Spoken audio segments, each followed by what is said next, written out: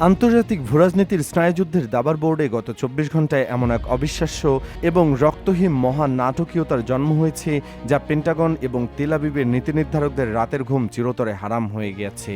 যে পশ্চিমা বিশ্ব ভেবেছিল শান্তি চুক্তির আড়ালে তারা নতুন করে ছক কষবে, আজ তাদের সেই অহংকারের প্রাসাদে এক ভয়ঙ্কর ভূমিকম্প আঘাত এনেছে।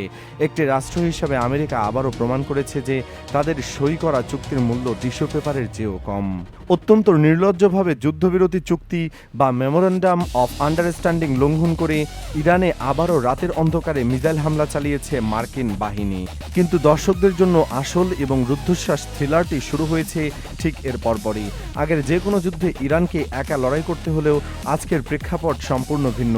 আমেরিকার এই চরম বিশ্বাসঘাতকতার জবাব দিতে এবার আর ইরান একা নয়। খোদ মার্কিন প্রেসিডেন্ট ডোনাল্ড ট্রাম্প নিজের মুখে স্বীকারোক্তি অনুযায়ী ইরানকে বাঁচাতে এবং আমেরিকার বিরুদ্ধে সরাসরি যুদ্ধে নামতে ময়দানে প্রবেশ করছে চীন, রাশিয়া এবং তুরস্ক। পেন্টাগনের হামলার ঠিক 7 মিনিটের মাথায় পশ্চিমাদের কোনো সুযোগ না দিয়েই এক অভেদ্য লৌহ বর্ম হয়ে তেহরানের পাশে এসে দাঁড়িয়েছে পূর্ব ব্লক। শুধু তাই নয়, ইসরায়েলের বুকে চরম আতঙ্ক ধরিয়ে দিয়ে সিনাই উপদ্বীপে মিশর এমন এক ভয়ঙ্কর সামরিক প্রস্তুতি শুরু করেছে, যা দেখে নেতানিয়াহুর মন্ত্রিসভা আক্ষরিক অর্থে বাংকারে লুকানোর পথ খুঁজছে। পুরো বিশ্ব আজ হতবাক হয়ে 4টি সবচেয়ে বড় এবং রুদ্ধশ্বাস প্রশ্নের উত্তর খুঁজছে। প্রথমত, শান্তি চুক্তির কালি শুকানোর আগেই কেন হঠাৎ করে আমেরিকা আবারও ইরানে হামলার দুঃসাহস দেখালো? দ্বিতীয়ত, হামলার মাত্র 7 মিনিটের মধ্যে কিভাবে চীন, রাশিয়া এবং তুরস্কের মতো পরাশক্তিগুলো আমেরিকার বিরুদ্ধে ফ্রন্টলাইন তৈরি করলো? তৃতীয়ত, জর্ডান এবং সিরিয়া থেকে তুরস্কের সেনাবাহিনী কেন ইসরায়েলের সীমান্তের কাছাকাছি এসে ঘাঁটি গাড়ছে? এবং চতুর্থ, সবচেয়ে আতঙ্কের প্রশ্ন, 1987 সালের ক্যাম্প ডেভিড চুক্তিকে আস্থা করে ছুঁড়ে ফেলে দিয়ে মিশর কেন হঠাৎ করে ইসরায়েলের সীমান্তে ভারী সামরিক মহড়া শুরু করেছে? এই গভীর সামরিক বিশ্লেষণে যাওয়ার আগে এই ভিডিওটিতে একটি লাইক দিন এবং শেষ পর্যন্ত আমাদের সাথেই থাকুন। ঘটনার সূত্রপাত হয় অত্যন্ত স্পর্শকাতর হরমুজ প্রণালীতে। সেন্ট্রাল কমান্ড বা সেন্টকম হঠাৎ করে একটি ব্রেকিং নিউজ দেয় যে হরমুজ প্রণালী দিয়ে ওমান উপকূল ঘেঁষে বেরিয়ে যাওয়ার সময় সিঙ্গাপুরের পতাকাবাহী কার্গো জাহাজ এমভি এভার লাভলির উপর একটি ওয়ান ওয়ে অ্যাটাক ড্রোন বা আত্মঘাতী ড্রোন দিয়ে হামলা চালিয়েছে ইরান। ডোনাল্ড ট্রাম্প সাথে সাথে ফক্স নিউজে হুঙ্কার দিয়ে বলেন, আমরা এ পদক্ষেপ একদমই পছন্দ করিনি এবং এর জবাব খুব শীঘ্রই আসছে। এই ধোঁয়াশার সুযোগ নিয়ে সেন্টকম দাবি করে যে ইরান সরাসরি যুদ্ধবিরতি লঙ্ঘন করেছে এবং নেভিগেশন বা জাহাজ চলাচলের স্বাধীনতা ক্ষুণ্ণ করেছে। আর এই ঠুনকো অজুহাত বা ফলস ফ্ল্যাগকে সামনে রেখে মার্কিন যুদ্ধবিমানগুলো রাতের অন্ধকারে ইরানের উপকূলীয় রাডার ইনস্টলেশন এবং মিসাইল ও ড্রোন স্টোরেজ সাইটগুলোতে আকস্মিক হামলা চালায়। আইআরআইবি নিউজের অসমর্থিত সূত্র অনুযায়ী সিরি এবং তাহিরুয়ে অঞ্চলে বেশ কয়েকটি ভয়াবহ বিস্ফোরণের শব্দ শোনা যায়। আমেরিকা ভেবেছিল চুক্তি ভাঙার এ আকস্মিক পদক্ষেপে তারা ইরানকে চমক দেবে এবং হরমুজ প্রণালীতে নিজেদের দাদাগিরি পুনরায় প্রতিষ্ঠা করবে। কিন্তু পেন্টাগনের জেনারেলরা ঘূর্ণাক্ষরেও টের পাননি যে তারা এবার এমন এক আগুনের কুণ্ডলিতে হাত দিয়েছেন যা পুরো মার্কিন সাম্রাজ্যকে পুড়িয়ে ছাই করে দেবে। ডোনাল্ড ট্রাম্প নিজেই অত্যন্ত হতাশা এবং ভয়ের সাথে স্বীকার করতে বাধ্য হয়েছেন যে আমেরিকা এবং ইসরায়েলের বিরুদ্ধে চলমান এ যুদ্ধে ইরানের পক্ষ নিয়ে সরাসরি ময়দানে নামতে প্রস্তুত চীন, রাশিয়া এবং তুরস্ক। দর্শক, একটু পেছনে ফিরে তাকান। গত মাসে যখন যুদ্ধবিরতির আগে আইআরজিসির হাইপারসনিক মিসাইলের আঘাতে মধ্যপ্রাচ্যে আমেরিকার ঘাঁটিগুলো মাটির সাথে মিশে যাচ্ছিল, তখন ট্রাম্পের মরিয়া আহ্বান এবং আকুতির পরও পশ্চিমা মিত্র বা ন্যাটোর কোনো দেশ আমেরিকাকে বাঁচাতে এগিয়ে আসেনি। উল্টো ফ্রান্স, স্পেন এবং ইতালির মতো তথাকথিত মিত্ররা নিজেদের আকাশপথ বন্ধ করে দিয়ে আমেরিকাকে আক্ষরিক অর্থে মাঝ রাস্তায় একা ফেলে রেখেছিল। পশ্চিমা জোটের সে নগ্ন স্বার্থপরতা পুরো বিশ্ব দেখেছিল। কিন্তু আজ দেখুন, পূর্ব ব্লকের ইস্পাত কঠিন ঐক্য।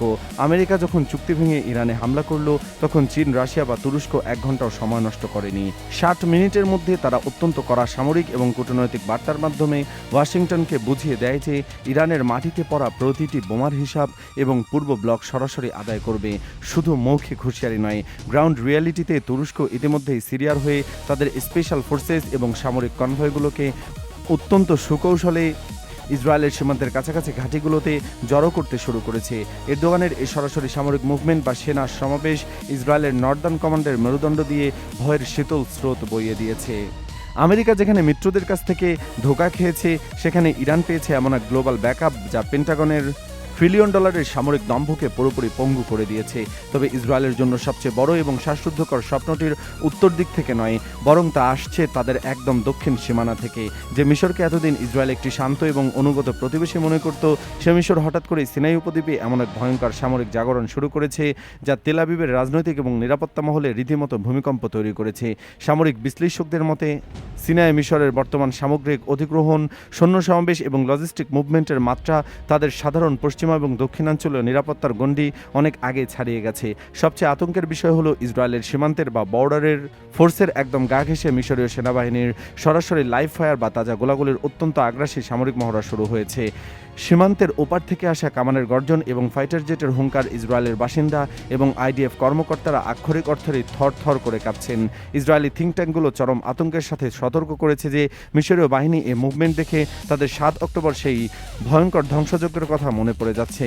পার্থক্য শুধু এতটুকুই যে 7 অক্টোবর এসেছিল হামাসের পিকআপ ট্রাক, আর এবার সীমান্তে গর্জন করছে মিশরের অত্যাধুনিক সাজোয়া যান এবং মেইন ব্যাটল ট্যাঙ্ক। ইসরায়েল অত্যন্ত মরিয়া হয়ে অভিযোগ করেছে যে মিশর 1987 সালের বিখ্যাত ক্যাম্প ডেভিড শান্তি চুক্তিকে আক্ষরিক অর্থে ডাস্টবিনে ছুড়ে ফেলেছে।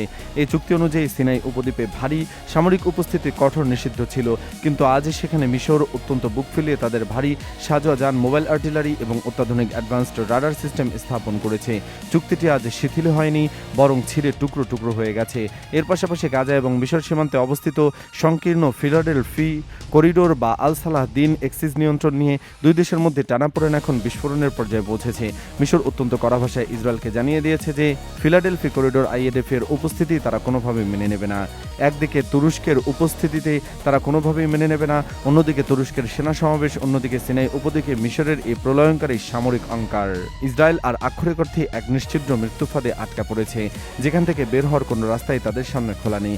আজকের এই রুদ্ধশ্বাস ঘটনা প্রমাণ করে যে আমেরিকা এবং ইসরায়েলের সে একচ্ছত্র বিশ্ব নিয়ন্ত্রণের যুগ আর চিরতরে শেষ হয়ে গেছে। আমেরিকা চুক্তি ভেঙে যে ফাঁদ তৈরি করতে চেয়েছিল, তারা আজ নিজেরাই সে ফাঁদে আটকা পড়েছে। পূর্ব ব্লক এবং ইসলামিক শক্তিগুলোর এই অভূতপূর্ব এবং ঐক্য পশ্চিমা কফিনের শেষ পেরেকটি ঢুকে দিয়েছে।